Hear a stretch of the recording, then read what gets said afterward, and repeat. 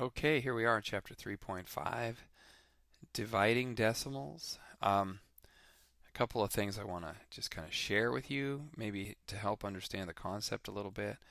And I'm going to start with something that's, remember dividing is the opposite of multiplication. Just like subtraction is the opposite of addition. And I'm going to show you kind of a little pattern with subtraction that you guys you'll totally get. It'll make really quick sense, and then hopefully we can do something similar with dividing, and you can see how the pattern kind of works.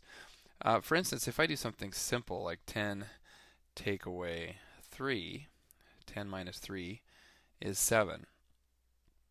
Now if I were to go and add some numbers to each of these, maybe if I were to add, let's just add something simple like 2 to each of them. 12 take away 5. Okay, and I want you to notice that that is still 7. Okay, what if I were to add 10 to each of them? So instead of 10, I'd have 20, and instead of 3, I'd have 13. And 20 take away 13 is still 7. Notice how that works? If I change equally, I change both my 10 and my 3 by the same amount. My difference, because this is what a subtraction problem is, it's a difference. The difference between the two numbers is the same if I add or subtract the same amount.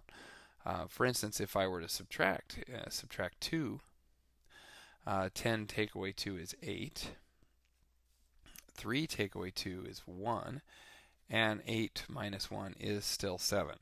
Okay, so that's a pattern. If I go up by 100, it's still going to be 7. I could say 100.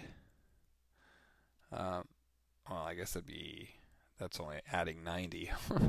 So 10 plus 90 is equal to 100, and 90 plus 3 is equal to 93. My difference is still 7. I'm going up or down. I'm adding or subtracting the same amount to each of these numbers. And then my subtraction, my difference is still the same, no matter what I do. Okay, so what I want you to notice is that we can do the same thing with division. But since division is backwards multiplication, instead of adding numbers, we're going to be multiplying. Okay, so notice how I added 2 from 10 to 12 to get 5 from 3. Okay, we're going to do the same kind of thing, but we're going to multiply. So if I just do something simple like 10 divided by 2, that's 5. Okay.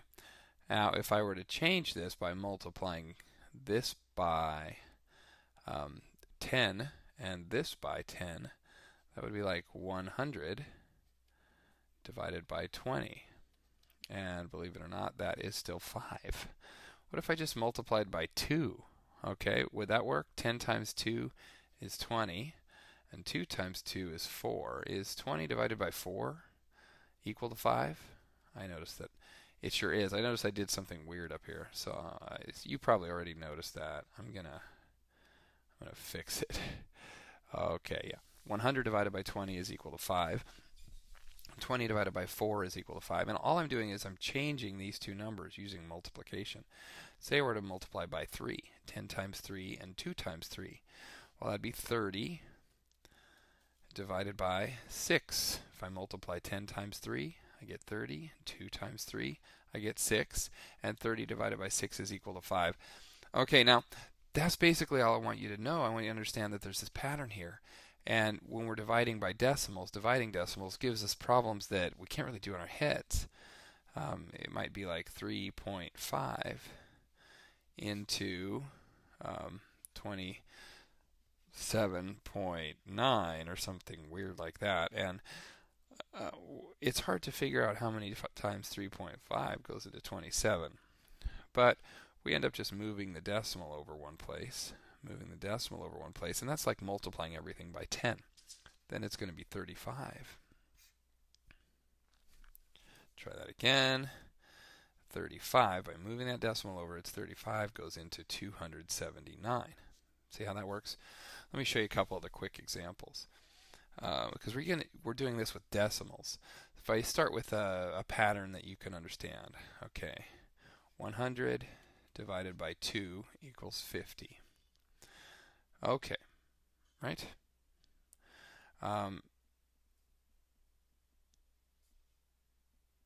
If I divide everything by 10, that would be 10 divided by 0.2. And believe it or not, that is still 50. What I would do if I saw this problem is I might say, oh, that's a little strange. I have to rewrite this like this. 0.2 goes into 10. And if I multiplied everything by 10, 0.2, that would be 2. And 10 would go into 100, multiplied by 10. Then I can just figure this out. 2 goes into 10 5 times. And then 2 goes into 0 0 times. It's 50. So 50 times 2 is 100. That makes sense. 0.2 goes into 10 50 times. Okay, but it's a little harder to do this, but it's easier to do it when we have something that looks like this. So that's basically what we're doing here. We take a problem like 0.2 divided by 0.04, and then I rewrite it. 0.04 goes into 0.2.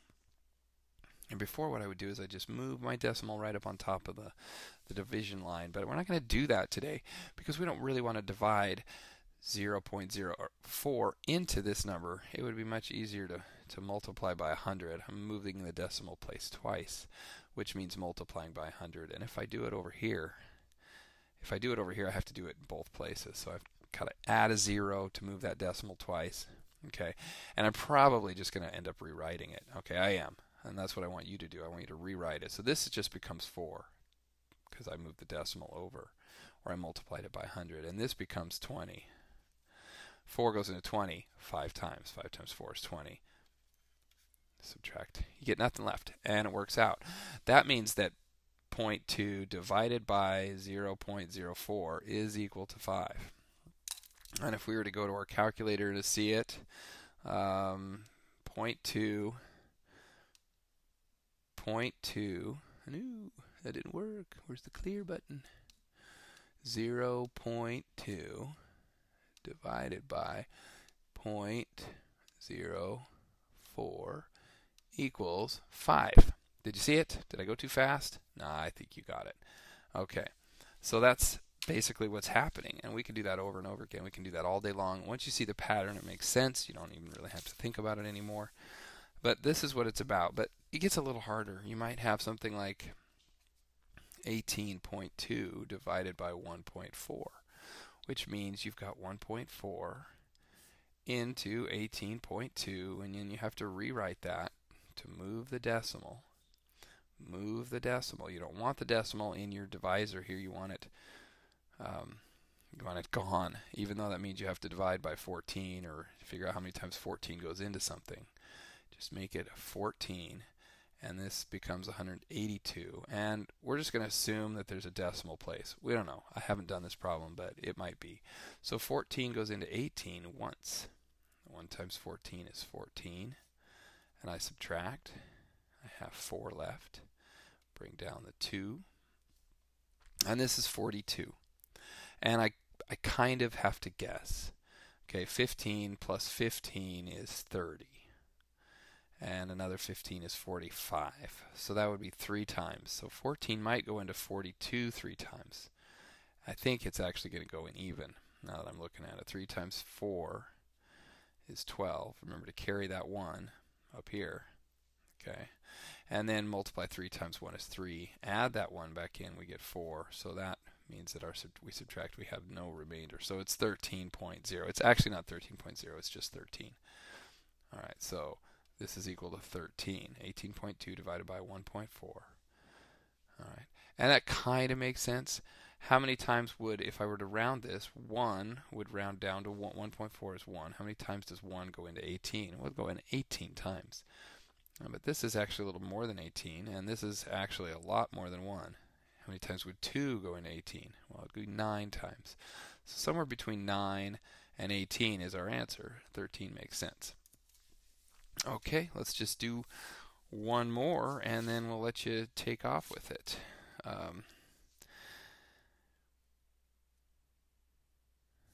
they do some really hard ones, and sometimes I wish they wouldn't do this. So I'm going to go ahead and do this one with you. This is one of your assigned problems. 8.75 into 35.35. And so I'm just assuming that they are going to do it this way. Do they give you any of those as examples, the tough ones? No, nothing with 3 digits. That's kind of ridiculous. But that's okay. It's just a challenge. It's not really ridiculous. We won't call it that. This means 875, because I moved the decimal over 2 places, and move this decimal over 2 places. Goes into 3535. Now, just on a side note, if I had this problem, and it was like something like this, where it's 3.07 and it goes into 2.2, you could do this. This would be a little, it'd be a kind of a tough answer, but it doesn't matter. We can do any division problem. If it would work on a calculator, we can do it on paper. This one you'd have to move over twice. And this is what I wanted to show you, is how do you move it over twice when there's only one place to move it over. Actually, maybe I showed you that on the other page, but I wanted to point it out. What do? Yeah, you have to add a 0. This 0 is just a placeholder, but your decimal is going to go over there. So then we'd have 307 into 220. And you might think, well, I can't do this because 307 is bigger than 220. Well, you really can. Move that around. You have to just add a decimal and another 0, and then it's like going into 2,200. Because we ignore the decimal when we're doing the long division. We just make sure it's there, and when we do, we get an answer. So it's going to be 0 point, something, 8 or something like that. Okay, so back to the drawing board on this one. We're going to try this one out. How many times does 875 go into 3,536? We are going to have to guess. It's just the way it goes. Now, how many times would 9, if I rounded this up to 900, it would be like saying, how many times does 9 go into this number here is 35? 9 goes into 35. 4 times 9 is 36. 3 times 9 is 27. And this is not quite 900, so let's try 4. We're going to have to put our 4 right here. Okay, and it's possible that we'll have to add a decimal, although it might be that it'll come out nice and even for us. So I just decided to go with 8 goes into 35 4 times. 8 times 4 is 32. Or 9 goes into 35 almost 4 times. This is something I use to just help myself make a good guess about this one. Because 875 is bigger than 353, I know I have to go into 3,535. This is a big number. But you can do this. It's just like multiplying. It's just like doing 870. I have better handwriting than that. Let's just do this right. 875 times 4. Okay, but I'm just going to do it sideways. Instead of going 4 times 5 is 20, I'm going to do the same thing, but 4 times 5 is 20. And put it right here. Put my 0 right under here. This is the sort of the ones place. And then I do the same thing. 4 times 7 is 28, plus 2 is 30. 4 times 8 is 32, plus 3 is 35. So that actually worked. And that means I have 35 left over. And if I bring down that 0, I have 350 left over. And 875 is too big for that. So I'm going to have to add a 0 here. 0 times 875 is 0. And then add another 0. So that's just a placeholder here. It holds this tenths place. It doesn't work, so we're going to add another 0, make it 3,500. And I am kind of happy to notice that that matches this. I'm going to go 4 again because 3,500 is what I got when I multiplied 4 times 875. So I could do the math again, or I could trust that I did it right the first time. 3,500 and then subtract and get 0 left. So 4.04 is the answer to how many times 8.75 goes into 35.35. The answer is 4.04. But I had to do the math this way without decimals in the divisor to get the problem to work out. Okay, now you're on your own. This is the hard problem. It was actually number 16 on your assignment if you decide to save it for that. Okay, and if you want to go, you don't have to watch me anymore. We're gonna do a little. We're gonna just see what happens with the art. What happens on the paper today? I don't know. I was thinking about, the cold weather is moving in. We're getting lots of rain, and so I was thinking about sunshine. And so I'm gonna try something kind of hard, and you guys will just kind of have to bear with me here as I'm trying to draw this guy, this little mini me here. Okay, it's kind of a guy who's looking forward, and I probably could do better on the nose. Doesn't look like me. Oh, that might be a little better. Still not perfect. We'll give him a pair of glasses just like usual. And let's see. Try for some blue eyes. And, I don't usually use the colors because they're all not quite realistic. That mouth is way redder than any mouth really should be. But, I don't know, it works. So we'll go ahead and throw that in there. Use this. That's not a dark brown. That's kind of a red color. So, I don't know. This guy's going to have some black hair, I guess. It's got this little fuzzy hair going on up here. Yeah. Yeah, he's sporting the do. Yeah. Okay. Now here comes the hard part. I'm trying to not make a stick figure. I've been hearing some complaints about my stick figure. So this guy's got a little neck here, and his arms go out here. He's wearing a little t-shirt. Arms going out here. He's wearing a little t-shirt. Yeah, oh, that doesn't quite look right. That's a little better here. And his arms is coming forward here. And he's got kind of his finger up, thumb there. His hands are up. His fingers are facing up. Sorta. That sorta works. There we go. Kind of have to sketch it.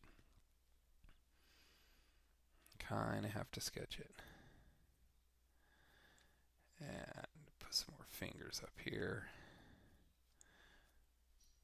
That didn't turn out. That's okay. We can live with it.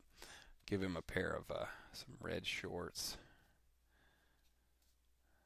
Because we're talking sunshine, right? Sunshine. That's right. Sunshine. And then we got foot coming out here. And the other foot coming out here too. Ooh. It's kind of a round leg, but we'll go with it. Yeah, I'm not sure. Can't do much better than that this time. All right, and then go like this. You guys are you starting to figure out what's happening here? Yeah, we're surfing. We're catching the wave. There's a big wave coming up over us. We're in the curl. That's right. We're in the curl on the wave. Put in some nice swooshy, watery looking stuff. It's coming up in there. There we go. That's right. Big smile because it's a sunshiny day. And we're out on the water catching some rays. Now, I know if I crash, my glasses are going to fall to the bottom of the ocean, and I'll be in trouble. Okay. Have a great day.